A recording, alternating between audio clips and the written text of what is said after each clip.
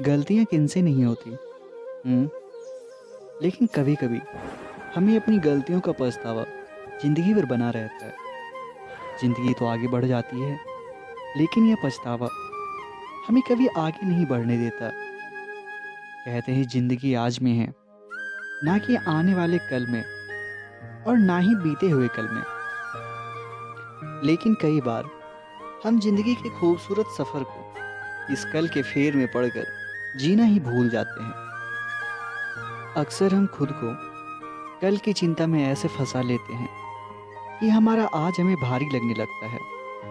जीवन की डगर में अक्सर ऐसे मौके आते हैं जहाँ या तो हम जीत जाते हैं या कोई बड़ी गलती कर बैठते हैं और फिर जीवन भर उस गलती का अफसोस और पछतावा करते रहते हैं। गलती से सीखना और सबक लेकर आगे बढ़ना समझदारी है, पर उसका पछतावा लेकर आगे बढ़ना दरअसल खुद को छलने जैसा है। जहाँ हमें लगता है हम आगे बढ़ गए हैं, लेकिन हकीकत में हम आज भी उसी मोड़ पर खड़े होते हैं। अगर कोई बात ऐसी है जिसे ठीक करना हमारे हाथ में है, तो अपने अहम को किनारे रखकर बात ठीक कर लेनी चाहिए। यह खुद की मानसिक सेहत के लिए अच्छा होता है। वही अगर पछतावा किसी ऐसी बात का है जो हमारे हाथ से निकल चुकी है, तो उसे भूलना ही बेहतर होता है। ऐसी कोई समस्या या स्थिति नहीं जिससे हम बाहर ना आ सकें। यकीन मानिए, आप अपने पछतावे से भी बाहर आ सकते हैं। इसके लिए ज़्यादा कुछ नहीं, बस आपको खुद के लिए कुछ छोटे-छोटे कदम उठाने होंगे। जीवन को एक नए नज़रिए से देखना होगा। जैसे कि आपको क्या लगता है, अकेले आप ही गलती करते हैं? हुँ? अकेले आपसे ही गलती होती है? नहीं ना?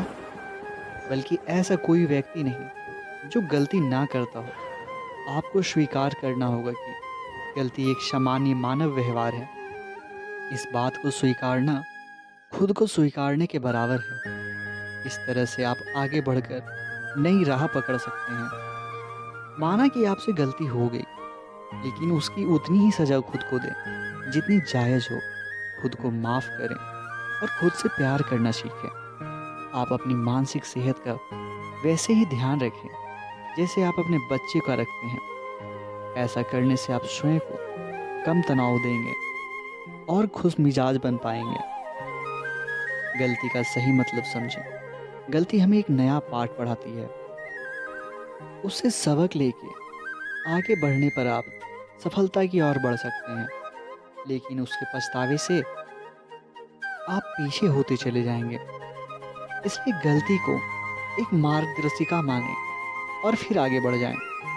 कभी-कभी कुछ बातें सिर्फ दिल में बनी रह जाती है।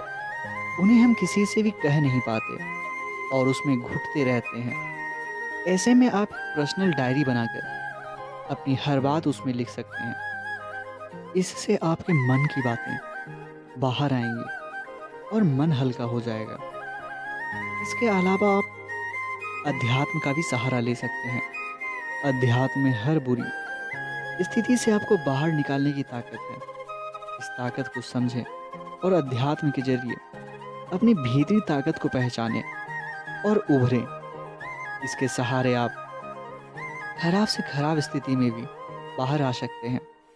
अध्यात्म, रोग और ध्यान की मदद से आप खुद को बेहतर समझ पाएंगे और जीवन में सही दिशा की ओर बढ़ने का प्रेरणा भी मिलेगा। अगर बात आपके हाथ में नहीं है, तो आप काउंसलर या चिकित्सक के पास जाने से पीछे ना रहें। विशेषज्ञ आपको इस स्थिति से बाहर लाने में सक्षम होते हैं। उनका यही काम होता है। ऐसे में आपको संकोच करने की ज़रूरत नहीं है। आपको बस इस बात को समझना होगा कि आपकी मानसिक सेहत आपके बस में नहीं है और आपको किसी बाहरी सहारे की ज़रूरत है जो आपको आपसे बेहतर समझ सके। जीवन के उद्देश्य को छोटे दायरे से बड़े दायरे में ले जाने का काम शास्त्रों ने, ऋषियों ने सदियों से किया है। शास्त्र में लिखा है, सभी लोग मुक्त हो। वैसे ही जैसे कुम्हार मिट्टी से घड़े बना लेता है, घड़ा अलग करके रख देता है, किंतु चक्का चलता रहता है क्योंकि उसमें गति है, चलने की शक्ति है। घड़ा भले ही हट गया किंतु चक्र चलता रहता है। जीवन में भी ऐसा ही होना चाहिए। आप बन गए तो चक्र को चलने दें, उससे आप मुक्त हो जाएंगे।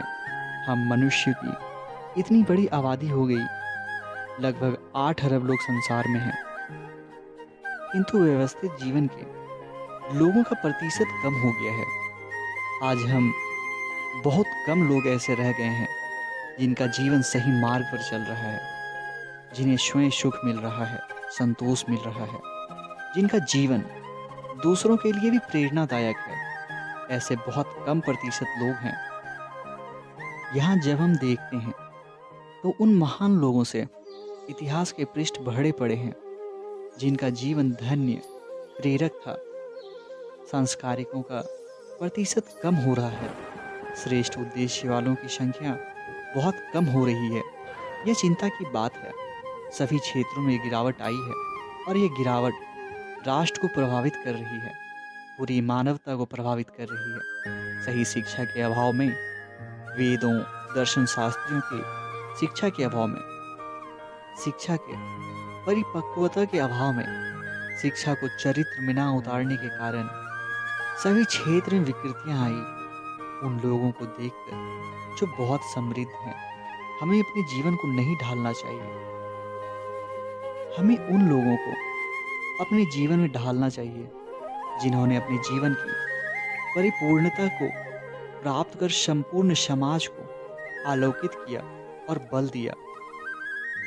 विडंबना ही है कि अनेक लोग आलोकित व्यक्ति को देखते तक नहीं। हम तो पड़ोस वाले को देखते हैं कि कहाँ से पैसा लाकर बंगला बना लिया, कहाँ से गाड़ी ले आया। हमें भी ऐसा ही करना है। मालूम हो जाता है कि पड़ोसी गलत विधि से धन लाया है, तब भी फर्क नहीं पड़ता।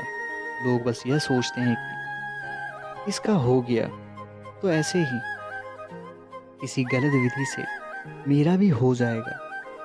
जबकि गलत विधि से जो शक्ति आएगी, परिवार, प्रभाव, जो भी आएगा, चाहे ज्ञान हो, वह आपके जीवन भर काम नहीं आएगा। दूसरे शब्दों में कहें तो सफल नहीं होगा।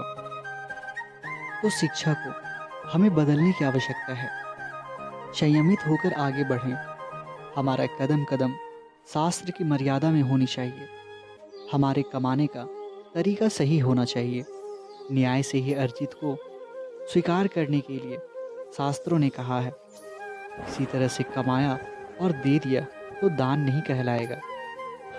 इसके अलावा आपको अहंकार से बचना होगा।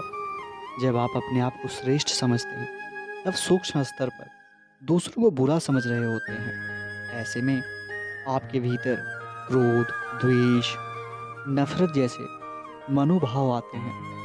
जब आप खुद को बुरा समझते हैं, तब आपका मन क्षुब्ध हो जाता है और फिर वही मनोभाव पैदा होते हैं, सबके प्रति क्रोध और द्वेष के भाव। यदि आप स्वयं को अच्छा समझते हैं तो यह एक समस्या है, और जब आप अपने आप को बुरा समझते हैं तो यह आपके लिए एक बड़ी समस्या है। इसलिए स्वयं के प्रति धारणाएं बनाना छोड़ दें। इससे पैदा होता है। अहंकार भारीपन और बेचैनी लाता है। यह प्रेम को उभरने नहीं देता। सत्य का ज्ञान होने पर से ऊपर उठ सकते हैं, यह प्रश्न करके मैं कौन हूँ। प्रायः अहंकारी व्यक्ति के प्रति आप तिरस्कार की भावना या ईर्ष्या महसूस करते हैं, लेकिन आपको ऐसे व्यक्ति के प्रति सहानुभूति होनी चाहिए। अहंकार का एक सकारात्मक पहलू भी है। यह आपको काम करने के लिए प्रेरित करता है। गौर कीजिए, एक व्यक्ति किसी कार्य को प्रसन्नता, दया या अहंकार से कर सकता है। समाज में अधिकतर काम अहंकार द्वारा किए जाते हैं, परंतु सत्संग में कार्य प्रेम द्वारा होते हैं। एक दूरी है, अलगाव की भावना है। अहंकार कुछ सिद्ध करना चाहता है, अधिकार जताना चाहता है, मगर जब आप जागृत होकर देखते हैं कि कुछ भी तो नहीं जिसे सिद्ध करना है, जिसे पाना है, तब सारा मिट जाता है। आपके अंदर का मैं या एक छोटा सा अणु है। यदि यह अणु जड़ तत्व से जुड़ता है तो यह अपनी पहचान तत्व से करता है। यदि यह अणु अपनी पहचान आत्मा से करता है, अनंतता से करता है, तो यह अपनी पहचान परम आत्मा से करता है। जब यह अणु, यह भौतिक संसार से जुड़ता है तो सांसारिक हो जाता है। शरीर से जुड़ने पर यह दुखी हो जाता है, परंतु आत्मा से जुड़ने पर दिव्य हो जाता है। सत्ता से आत्मा से जुड़ जाने पर यह शक्ति ऊर्जा बन जाता है। देखिए, एक विशाल अनुसंधान केंद्र में केवल एक छोटा सा अणु ही है जिसका विस्फोट किया जाता है। इसी प्रकार हमारे संपूर्ण शरीर में मैं का एक केवल छोटा सा अणु ही है, और जब इस मैं का विस्फोट होता है तब आत्मा स्वयं प्रकाश गमन हो जाती है। प्रायः हम कहते हैं मैं दुखी हूँ या मैं प्रसन्न हूँ। इस अणु की पहचान काल्पनिक संसार से हटाकर असली संसार के साथ करें। जैसे आपकी गाड़ी का ईंधन समाप्त हो जाता है और उसे बार बार भरवाना पड़ता है, उसी प्रकार आपकी निष्ठा की भावना भी समय के साथ घटती चली जाती है। उसको बार बार नवीकरण करने की आवश्यकता है। इसलिए आपको समर्पण करते जाना है। याद रहे, संपूर्ण समर्पण अहंकार के लिए कोई स्थान नहीं छोड़ता। इस संसार में जिनमें भी विवेक शक्ति है, जिनमें थोड़ी सी भी अंदर देखने की दृष्टि है, वे सब यह आसानी से जान लेते हैं कि सुख और दुख आपस में मानो गुथे हुए हैं, एक ही दूसरे से परिणत हो जाता है, और इनसे संसार में कोई भी अछूता नहीं रहता। ये सबके पास आते हैं। विवेकी पुरुष देखते हैं कि मनुष्य सारा जीवन मृगजाल के पीछे दौड़ता रहता है और कभी अपनी वासनाओं को पूर्ण नहीं कर पाता। एक समय महाराज युधिष्ठिर ने कहा था, जीवन में सबसे आश्चर्यजनक घटना तो यह है कि हम प्रति क्षण प्राणियों को काल कलवित होते देखते हैं, फिर भी यह सोचते हैं कि हम कभी नहीं मरेंगे। चारों ओर मूर्खों से घिरे रहकर हम सोचते हैं कि हम ही एकमात्र पंडित हैं। चारों ओर सब प्रकार के अस्थायी अनुभवों से घिरे रहकर हम सोचते हैं कि हमारा प्यार ही एकमात्र अस्थायी प्यार है। यह कैसे हो सकता है? प्यार विश्वास से भरा है। योगी कहते हैं, अंत में हम देखेंगे कि दोस्तों का प्रेम, संतान का प्रेम, यहाँ तक कि पति पत्नी का प्रेम भी धीरे धीरे छीन होकर नाश को प्राप्त हो जाता है। नाश ही संसार का धर्म है। यह किसी भी वस्तु को अछूता नहीं रखता। जब मनुष्य संसार की समस्त वासनाओं में निराश हो जाता है, तब क्षण भर के लिए यह भाव खत्म होता है। यह संसार भी कैसा भ्रम है। ऐसा कोई महात्मा नहीं हुआ जिन्होंने अपनी महानता को पाने के लिए इंद्रियां सुख का भोग त्यागना ना पड़ा हो। दुखों का कारण है प्रकृति की विभिन्न शक्तियों का आपस में विरोध। प्रत्येक शक्तियाँ अपनी अपनी ओर खींचती है और इसी अस्थाई सुख असंभव हो जाता है। इसलिए पछतावा छोड़ जिंदगी में आगे बढ़िए और संयमित होकर आगे बढ़िए। अहंकार से बचना सीख लीजिए, क्योंकि दुख से कोई अछूता नहीं है। ये सारा बात अब जब जान गए हैं तो इसे जिंदगी में प्रयोग में लाएं। बस यूं ही सुनकर ना छोड़ दें। जब आप धीरे धीरे इस चीज को अपने जीवन में उतारेंगे तो आप पाएंगे कि जीवन कितना सरल था और आसान था। आप झूठ मूठ के ही परेशान हो रहे थे। तो आज के लिए इतना ही। अगर वीडियो पसंद आया हो तो चैनल को लाइक करें, सब्सक्राइब करें और अपने दोस्तों में शेयर करें, और कमेंट बॉक्स में प्रेम से लिखें, राधे राधे।